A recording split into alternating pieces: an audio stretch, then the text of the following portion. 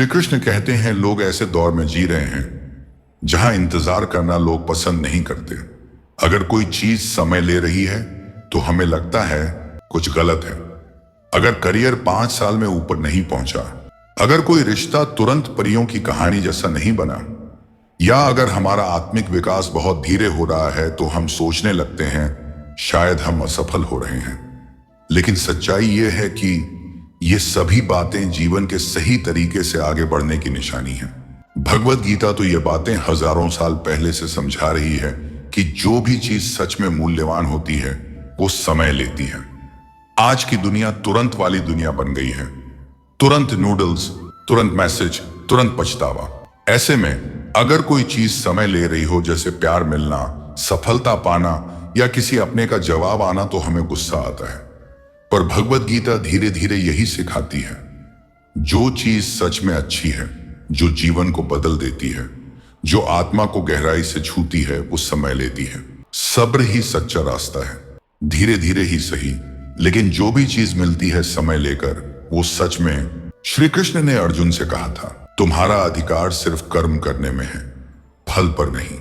यानी कि बस अपना काम करो, लेकिन उसके नतीजे कब और कैसे मिलेंगे इसकी चिंता मत करो। हम इस बात को इसलिए नहीं समझ पाते क्योंकि हम सोचते हैं अगर हमने मेहनत की तो तुरंत उसका फल मिलना चाहिए। अगर हमने किसी से सच्चा प्यार किया तो सामने वाला भी हमें उतना ही प्यार करे। अगर हमने जमकर काम किया तो तुरंत सफलता मिलनी चाहिए। लेकिन गीता हमें याद दिलाती है, जिंदगी किसी व्यापार की तरह काम नहीं करती। यहां हर प्रयास का फल मिलता है, लेकिन अपने समय पर। कोई भी मेहनत बेकार नहीं जाती, लेकिन उसका फल हमें उसी वक्त नहीं मिलता जब हम चाहते हैं। और यह कोई अन्याय नहीं है, बल्कि यह बहुत जरूरी है। कई बार जो चीज हम चाहते हैं वो अगर जल्दी मिल जाए तो वो खुद ही टूट सकती है। अधूरा प्यार जल्दी टूट जाता है, बिना समझदारी की सफलता बर्बादी बन जाती है। इसलिए जब जिंदगी फल देने में देर करती है तो वो इनकार नहीं बल्कि तैयारी होती है। वो हमें तैयार कर रही होती है ताकि जब फल मिले तो हम उसे संभाल सकें। हम सोचते हैं कि इंतजार मतलब रुक जाना है। अगर अभी कुछ नहीं हो रहा तो शायद कभी होगा ही नहीं। लेकिन जरा प्रकृति को देखिए, हर चीज अपने समय पर होती है। कोई पेड़ तब तक फूल नहीं देता जब तक उसकी जड़ें गहरी न हो जाएं। कोई नदी रातों रात पत्थर को नहीं काटती, उसमें सालों लगते हैं। जो चीजें सच में ताकतवर होती हैं वे जल्दीबाजी नहीं करती। फिर भी हम खुद को जल्दी पहुंचाने की जबरदस्ती में लगे रहते हैं। हम अपनी कीमत इस बात से आंकते हैं कि कितनी जल्दी हम सफल हुए। लेकिन सच्चाई ये है, कोई भी चीज अगर समय से पहले मिल जाए तो उसका एक भारी मूल्य चुकाना पड़ता है। वो सपना जो जल्दी सच हो गया पर तुम उसके लिए तैयार नहीं थे, वे बोझ बन सकता है। वो प्यार जो बिना भावनात्मक समझदारी के आया, वह जल्दी टूट सकता है। जो आत्मिक विकास बीच में छोड़ दिया, वह बाद में एक खालीपन बन जाता है। इसलिए याद रखो, तुम पीछे नहीं हो, तुम वहीं हो जहां तुम्हें होना चाहिए, उस अगले पड़ाव के लिए जिसकी तुम्हारी जिंदगी में आने की तैयारी चल रही है। हम ज्यादातर समय सिर्फ मंजिल पर पहुंचने की सोचते हैं, जबकि असली यात्रा तो स्वयं के बनने की होती है। भगवत गीता ये नहीं कहती कि बैठो और किस्मत का इंतजार करो। गीता कहती है, कर्म करो लेकिन फल की आशा में बंधो मत। यानी चलते रहो, सीखते रहो, बढ़ते रहो, लेकिन तुम्हारा सुकून उस चीज पर निर्भर नहीं होना चाहिए जो अभी मिली नहीं है। क्योंकि एक दिन आज जिन चीजों के लिए तुम बेचैन हो, प्यार, सफलता, स्थिरता, वो सब तुम्हारी जिंदगी में आ जाएंगी। लेकिन जब वो आएंगी तब सबसे ज्यादा मायने इस बात का होगा कि तुम उस सफर में क्या बने। क्या तुमने धैर्य सीखा या कड़वाहट को पाल लिया? क्या तुमने मजबूती पाई या झुंझलाहट से खुद को कमजोर कर लिया? इंतजार सिर्फ समय बीतने का नाम नहीं है, बल्कि ये उस रूपांतरण की प्रक्रिया है जिसमें तुम उस इंसान में बदल रहे हो जो उन सब चीजों को संभाल सके जिनके लिए तुम प्रार्थना कर रहे हो। जब हम किसी चीज को पाने की जरूरत छोड़ देते हैं तो अक्सर वही चीज जल्दी मिलने लगती है। न कि इसलिए कि हमने हार मान ली, बल्कि इसलिए कि हमने उस चीज के लिए तड़पना छोड़ दिया। भगवत गीता हमें अनासक्त रहना सिखाती है। इसका मतलब उदासीन होना नहीं, बल्कि आजाद होना है। जब हम फल की लालसा से खुद को आजाद कर देते हैं तो हमारा आत्मविश्वास बढ़ जाता है। हम जीवन पर भरोसा करने लगते हैं, और जब भरोसा आ जाता है तो हम जिंदगी के प्रवाह से लड़ना बंद कर देते हैं। जो चीज तुम्हारे लिए बनी है उसे तुमसे मिलने में कभी संघर्ष नहीं करना पड़ता। वो तब आती है जब तुम उसे पाने के लिए भीतर से तैयार हो जाते हो। हम अक्सर सोचते हैं कि देर होना या कठिनाइयां आना जैसे जीवन हमें आजमा रहा हो या तोड़ना चाहता हो, लेकिन भगवत गीता हमें एक अलग दृष्टि देती है। जो चीज हमें परीक्षा लगती है वो असल में हमें निखारने की प्रक्रिया होती है। आज के युग में बहुत ज्यादा नरम दिल लेकर मत जियो। जीवन में थोड़ा सख्त होना भी सीखो। इससे पहले कि लोग आपसे आपके ही अधिकार छीन लें, आप अपने अधिकारों को पहचानना सीखो। इससे पहले कि लोग आपका इस्तेमाल करना शुरू कर दें, लोगों को उनकी लिमिट में रखना सीखो। यह बहुत अच्छी बात है कि आप किसी की बेइज्जती नहीं करते, लेकिन खुद को भी ऐसा बनाओ कि कोई दूसरा आपकी बेइज्जती करने से पहले 1000 बार सोचे। आज का युग तो ऐसा चल रहा है जहां मौका मिलने पर लोग आपके आत्मसम्मान को अपने पैरों तले रौंद डालेंगे, आपके चरित्र को मिटाकर राख कर देंगे। आपसे आपका सब कुछ छीनने के लिए लोग तैयार बैठे हैं। अगर आप अपनी रक्षा खुद नहीं कर सकते तो याद रखना, आपकी रक्षा और कोई भी नहीं कर पाएगा। इसलिए अपनी रक्षा खुद करना सीखो, अपने आप को मजबूत बनाना सीखो, क्योंकि यहां और कोई नहीं है जो आकर आपको संभालेगा। जब तक आप औरों से सम्मान की उम्मीद करते हो तब तक आपका अपमान होता ही रहेगा। जब तक आपको यह इच्छा है कि कोई आपकी कदर करे तब तक आपकी कोई कदर नहीं करेगा। लोगों से सम्मान की उम्मीद कभी नहीं करनी चाहिए, ना ही यह उम्मीद करो कि लोग आपकी कदर करें। दुनिया के लोग बहुत स्वार्थी हैं। अपना स्वार्थ पूरा होते ही यह भूल जाएंगे कि आपने उनके लिए कुछ किया भी था। आप जीवन भर उनके लिए मरते रहते हो और वह से रिश्ता तोड़ने में 1 मिनट भी नहीं लगाते। और आप ऐसे लोगों के पीछे मरते रहते हो कि वह आपकी कदर करें, आपको इज्जत दें, लेकिन यह लोग किसी के नहीं होते। इसलिए लोगों के पीछे मरना छोड़ दो, अपने लिए जीवन जीना शुरू कर दो। श्रीमद् भगवत गीता की अगली शिक्षा यह है कि जो होता है अच्छे के लिए होता है, जो हो रहा है अच्छे के लिए हो रहा है, और जो होगा वह भी अच्छे के लिए होगा। हालांकि यह शिक्षा सुनने में जितनी आसान है, समझने में उतनी ही मुश्किल है, क्योंकि जब भी हमारे साथ कुछ गलत होता है या अन्याय होता है या हमारी जिंदगी में कोई दुख आ जाता है तो पूरी दुनिया ही गलत लगने लगती है। यह जिंदगी ही गलत लगने लगती है। हर इंसान मतलबी और स्वार्थी लगने लगता है। ऐसा लगता है हमारी जिंदगी में हमेशा हमारे साथ बुरा ही होता है। तो गीता के इस उपदेश को कैसे सच माने कि जो होता है अच्छे के लिए होता है। हालांकि सच यह है कि जब कोई दुख हमारी जिंदगी में आता है हमें लायक और मजबूत इंसान बनाता है, और जब कोई हमें चोट पहुंचाता है तो उस चोट से हमारी आंखें खुलती हैं कि हम किस इंसान के लिए मर रहे थे जिससे हमारी कोई वैल्यू ही नहीं थी। हम कैसे लोगों के लिए अपनी जिंदगी खत्म कर देते हैं जिन्हें हमारी परवाह ही नहीं होती। जैसे छोटे बच्चे को उसकी मां कड़वी दवाई पिलाती है। वो कड़वी दवा उस बच्चे को बिल्कुल पसंद नहीं आती, लेकिन वो कड़वी दवा उसकी बीमारी को खत्म करती है। वास्तविकता में हर इंसान उसी को सच मान के जीता है जितना उसकी समझ है या जितना उसे दिखाया या सुनाया जाता है। लेकिन आप तब तक किसी का सच नहीं समझ सकते जब तक आपकी जिंदगी में दुख नहीं आता। जब तक लोगों का आपसे काम निकलता है, मतलब पूरा होता है, तब तक दुनिया आपके साथ बहुत अलग चलती है। लेकिन जिस दिन लोगों को आपसे फायदा मिलना बंद हो जाता है तब उनका असली चेहरा आपको दिखाई देता है, जो आपके दिल को बहुत गहरी चोट पहुंचाता है। वास्तविकता में हर इंसान नकाब लगा के घूमता है। आप तब तक किसी इंसान की सच्चाई नहीं जान सकते जब तक वह आपके साथ बुरा व्यवहार नहीं करता। इसलिए ही कहा जाता है कि यह भी आपके लिए अच्छा ही है कि आपको जिसने अपना मान रखा है वो आपको चोट पहुंचाए। यह भी अच्छा ही है कि जिंदगी में दुख आया है, क्योंकि इसी की वजह से आप जिंदगी में लड़ना सीख पाते हैं, जिंदगी में आगे बढ़ना सीख पाते हैं और इंसानों को पहचानना सीख पाते हैं। भगवत गीता की अगली शिक्षा यह है कि जिंदगी में कभी किसी इंसान का मोहताज मत बनना। जब तक आप किसी के मोहताज नहीं होते तब तक आपको कोई दुख नहीं पहुंचा सकता, कोई आपका फायदा नहीं उठा सकता। जिस इंसान के आप मोहताज हो जाओगे वह आपको एक्सप्लॉइट करना शुरू कर देता है। जिस दिन आपने अपने जीवन को किसी का मोहताज बना दिया उस दिन से आपको उसकी गुलामी करनी पड़ती है। औरों की तो छोड़ो, जो लोग अपने नौकरों काम वाली बाइयों के मोहताज हो जाते हैं तो उनके नखरे भी सहना शुरू कर देते हैं, क्योंकि उन्हें पता होता है कि उनके बिना आपका काम चल ही नहीं पाएगा और आप अपने काम खुद से कर ही नहीं पाएंगे। और अगर कोई दूसरा आपको नहीं मिल रहा तो उनका आपको परेशान करना शुरू हो जाता है। लेकिन जब उन्हें यह समझ आ जाता है कि आप अपना काम खुद कर सकते हैं, दूसरे 1000 ऑप्शन मिल सकते हैं, तो वह चुपचाप अपना काम करेंगे। अब अगर आप ऐसी कोई नौकरी करते हैं जहां आपके बॉस के गलत होते हुए भी आप उसका सारा टॉर्चर सहते हैं, आपको पता होता है कि आप उसके मोहताज हैं, तो वह उसका पूरा फायदा लेता है। और तो और, जिस घर परिवार में आप रहते हैं, अगर वहां भी आप किसी के मोहताज हैं, तो वह आपको पूरा चूस लेता है, क्योंकि वहां आपको 24 घंटे रहना पड़ता है। आप कहीं और जा ही नहीं सकते। आपके सर पर चढ़कर नाचेगा वह इंसान, पूरी तरह से अपने कंट्रोल में रखेगा। लोगों को बहुत मजा आता है अपने से कमजोर इंसान को अपने कंट्रोल में रखने में। आप चाहे हजारों उनके लिए अच्छा करो, चाहे हर वह काम करो जिनसे उन्हें खुशी मिले, पर ऐसे लोग आपकी गर्दन दबा के रखते हैं। आप में अगर कुछ प्रतिभा है तो आपके पंख काट दिए जाएंगे।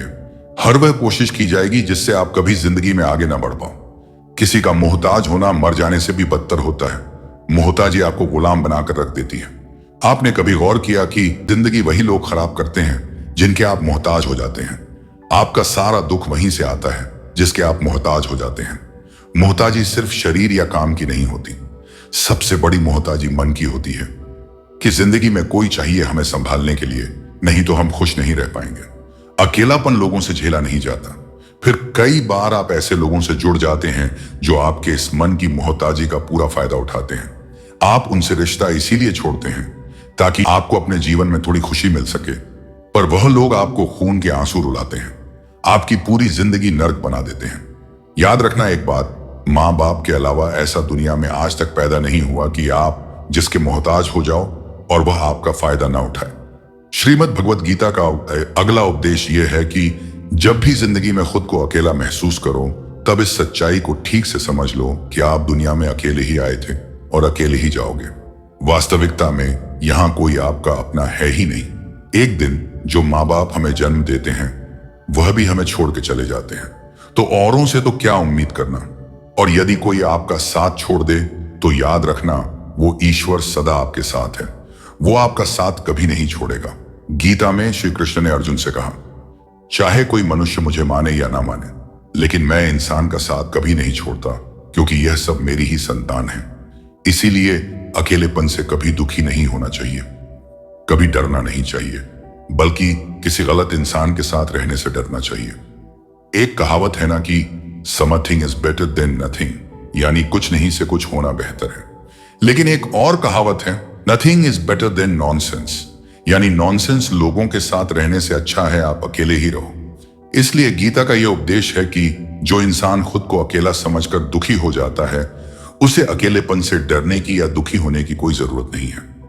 श्रीमद् भगवत गीता का अगला उपदेश यह है कि जीवन में जब भी कोई मुश्किल आए तो हिम्मत मत हारो, बस थोड़ा धीरज रखो।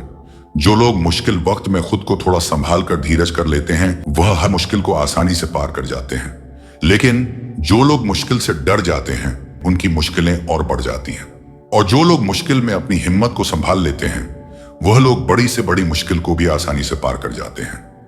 गीता का अगला उपदेश यह है कि जब कोई आपके साथ धोखा करे या छल करे तो उसको कोसना या दुखी होना छोड़ दो, बल्कि उससे शिक्षा लो कि लोग असलियत में वैसे नहीं होते जैसा आप उन्हें समझ लेते हो। इसलिए किसी से भी इतनी उम्मीद नहीं लगानी चाहिए कि बाद में हमारा दिल ही टूट जाए। अपना दिल उस ईश्वर को समर्पित कर दो, फिर देखना आपका दिल कोई नहीं तोड़ पाएगा। भगवान श्री कृष्ण ने अर्जुन से गीता में कहा, हे अर्जुन, तू अपना मन और बुद्धि मुझ में लगा दे, अपना दिल मुझ में लगा दे, फिर देखना कोई भी इंसान तेरा दिल नहीं दुखा पाएगा, कोई भी इंसान तेरा दिल नहीं तोड़ पाएगा। गीता का अगला उपदेश यह है कि अपने गुजरे हुए वक्त को भूल जाओ, क्योंकि अगर आप अपने गुजरे कल के दुख में जीते रहोगे तो आज में आप कभी खुश नहीं रह पाओगे। जो लोग समझदार होते हैं वो गुजरे हुए वक्त का कभी दुख नहीं करते। आपका बीता हुआ कल कैसा भी हो, पर उसका प्रभाव आपके आज पर नहीं पड़ना चाहिए। जो भी हुआ उससे सबक लो, सीख लो। अब जिंदगी में हम यह आगे नहीं होने देंगे और अपनी जिंदगी में आगे बढ़ जाओ। गीता का अगला उपदेश है कि प्रेम उसी से करो जो उस प्रेम के लायक हो। जिसे आपके प्रेम की कदर नहीं, उसके पीछे अपना प्रेम दिखाकर अपने आप को दुख मत पहुंचाओ। जिसे आपकी कदर ही नहीं, ऐसे इंसान से आप जितना दूर रहो उतना आपके लिए अच्छा है। गीता का अगला उपदेश यह है कि हमारे रिश्तेदार ही हमसे सबसे ज्यादा जलते हैं। हमारी सफलता से सबसे ज्यादा दिक्कत हमारे रिश्तेदारों को होती है। बाहर वालों को कोई फर्क नहीं पड़ता कि आपके जीवन में क्या हो रहा है, पर जो आपके रिश्तेदार हैं उनकी पूरी नजर रहती है आपकी जिंदगी पर। बाहर से वह यही कहेंगे कि आगे बढ़ो, सफल हो जाओ, खुश रहो, पर आप जब थोड़ा सफल हो जाएंगे, अपनी सफलता के बारे में उन्हें बताएंगे या कोई खुशखबरी सुनाएंगे तो कोई उसे सुनकर खुश नहीं होता। कई बार सारी दुनिया आपको पसंद करती है, आपकी तारीफ करती है, लेकिन आपके रिश्तेदार आपकी सफलता देखकर, आपकी खुशियां देखकर और भी जल जाते हैं। महाभारत का युद्ध बाहर के लोगों में नहीं हुआ था, वो तो भाइयों की आपसी लड़ाई थी। पांडवों के हर सुख से दुर्योधन जलता था। जब भी पांडव सफल होते उससे बिल्कुल भी बर्दाश्त नहीं होता था। वही भाइयों की आपसी लड़ाई की वजह से इतना घमासान युद्ध हुआ जिसमें न जाने कितने लोग मारे गए। श्री कृष्ण कहते हैं, खुद को खुद के नजरिए में ऊंचा बनाओ। जब आपकी नजर खुद पर भरोसा करेगी तो दुनिया की नजरें खुद झुक जाएंगी। जिंदगी में ऐसा बनो कि जो जैसा है उसे उसकी भाषा में समझा सको। बेवजह मुलाकातें नहीं होती, या सबक मिलते हैं या ज्ञान। धूप कितनी भी तेज क्यों ना हो, समंदर को कभी सुखा नहीं सकती। सफलता का चिराग कठिन परिश्रम से ही जलता है। कामनाएं समुद्र की भांति अनंत होती हैं। पूर्ति का प्रयास करने पर उनका कोलाहल और बढ़ता है। जब जिंदगी तुम्हें दोबारा मौका दे तो पुरानी गलतियों को दोहराने की गलती मत करना। अपने ही होते हैं जो दिल पर वार करते हैं। गैरों को क्या खबर कि दिल किस बात पर दुखता है। अपने दरवाजे पर लिखवा क्यों नहीं लेते, यहां दिल दुखाए जाते हैं। जो इंसान हमेशा दिखावा करता है सबका होने का, यकीन मानो वह किसी का नहीं होता। हर पेड़ फल दे यह जरूरी नहीं, लेकिन उसकी छाया भी बहुत सुकून देती है। सबका अपना अपना वजूद है और हर किसी की अपनी अपनी अहमियत। जिंदगी को खुली किताब मत बनाओ, क्योंकि लोग पढ़ने में नहीं पन्ने फाड़ने में मजा लेते हैं। पूरी उम्र लग जाती है एक होने में, और एक लम्हा ही काफी होता है किसी को खो देने में। अब उतर गए हैं सब लोग मेरे दिल से, अब अकेले रहना ही अच्छा लगता है। जिंदगी में तकलीफ कितनी भी हो, कभी हताश मत होना। कोई भी काम करें तो उसे पूरा करें।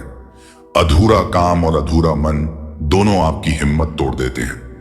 याद रखें, आप एक नहीं बल्कि 3 व्यक्ति हैं। वह जो आप अपने बारे में सोचते हैं, दूसरा वह जो लोग आपके बारे में सोचते हैं, तीसरा वह जो आप वास्तव में हैं। अपने वास्तविक रूप को खोजिए। अगर आप उस वक्त मुस्कुरा सकते हैं जब आप पूरी तरह से टूट चुके हो, तो यकीन मानिए आपको कोई तोड़ नहीं सकता। खुद पर विश्वास रखें, क्योंकि अगर आप खुद पर भरोसा नहीं करेंगे तो ईश्वर भी आप पर भरोसा नहीं करेगा। सुकून दुनिया की सबसे महंगी चीज है।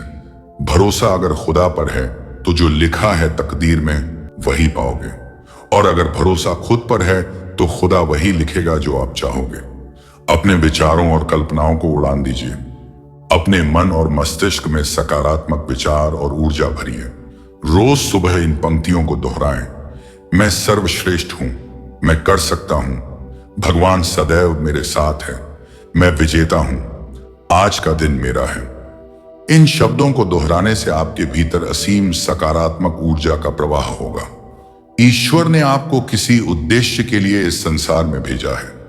उस उद्देश्य को पूरा करने के लिए ईश्वर ने आपको ही चुना है।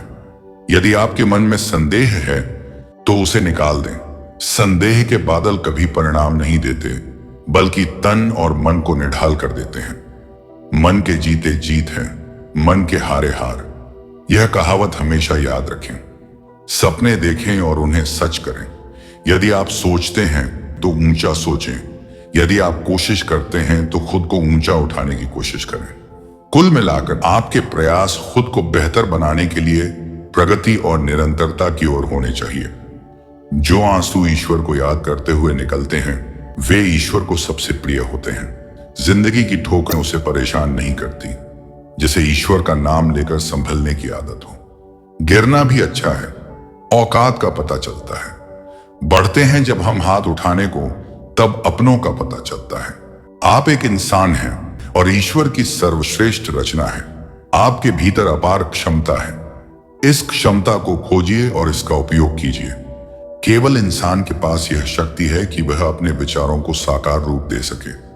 जैसे विचार आपके मन में होंगे वैसे ही आपका आचरण होगा और वैसे ही आपको परिणाम मिलेंगे। जिंदगी आपको उस मुकाम पर जलील करती है जहां से आपको कुछ अच्छे की उम्मीद रहती है। जब तक किसी काम को किया नहीं जाता तब तक वह असंभव ही लगता है।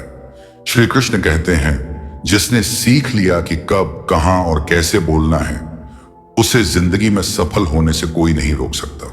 जैसे कमान से निकला तीर वापस नहीं आ सकता, वैसे ही मुंह से बोले गए शब्द कभी वापस नहीं आते। इसलिए जब भी मुंह खोलो सोच समझ कर बोलो। बहस के दौरान जब किसी का राज खुलने का डर हो तो हार मान लेना ही सही होता है। आप बहस तो कभी और जीत सकते हैं, लेकिन किसी का भरोसा टूट गया तो आप सब जीत कर भी हार जाएंगे।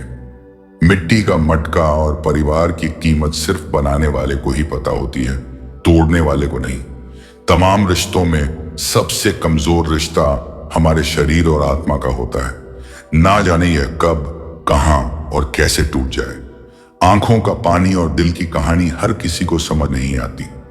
तुम अपनी पीड़ा के लिए संसार को दोष मत दो, अपने मन को समझाओ। तुम्हारे मन का परिवर्तन ही तुम्हारे दुखों का अंत है। मूर्खों से बहस ना करें, वरना यह जाहिर होगा कि मूर्ख एक नहीं बल्कि दो हैं। गलत नंबर और गलत नजरिए के चश्मे में कोई फर्क नहीं होता। हर नजारा धुंधला, हर रास्ता टेढ़ा और हर चेहरा बिगड़ा हुआ ही नजर आता है। अगर आप सही रास्तों का पता जानते हैं तो भटके हुए इंसान को सही राह दिखाना आपकी जिम्मेदारी बनती है। अपनी सोच को पानी की बूंदों जैसा पवित्र और निर्मल रखें। जिस तरह पानी की बूंदें नदियां बनती हैं और नदियां सागर बनती हैं, उसी तरह आपकी सोच, आपकी आदतें और आपकी आदतें ही आपका व्यक्तित्व बनाती हैं। किरण चाहे सूर्य की हो या आशा की, जब भी निकलती है सारे अंधियारे को मिटा देती है। जो खो गया वह कम नहीं था, जो पाया वह लाजवाब था और जो बचा वही सबसे खास है। कोई भी चीज आपको उतनी खुशी नहीं देती जितनी किसी रोते हुए को मुस्कुराते देखकर मिलती है।